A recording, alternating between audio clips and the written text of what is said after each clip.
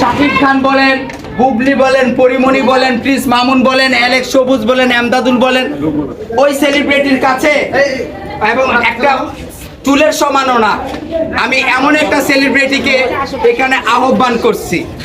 এবং ইভেন কি আমি মিশা সওদাগরকেও, হ্যাঁ মিশা সওদাগর ভাইয়ের কাছেও গেছি, আমি আমার মামা নিয়ে গেছে। আমি তো মনে করছিলাম যে এত বড় সেলিব্রিটি আমাকে কি সম্মান করবে, এটা তো মামার বন্ধু লাগে, আমাকে কি সম্মান করবে। আমি গেছি, সাথে সাথে আমাকে বলে, এই তোরে না ছোট্ট দেখছি, তুই না সাথীর ভাই, কত বড় হয়ে গেছিস গা।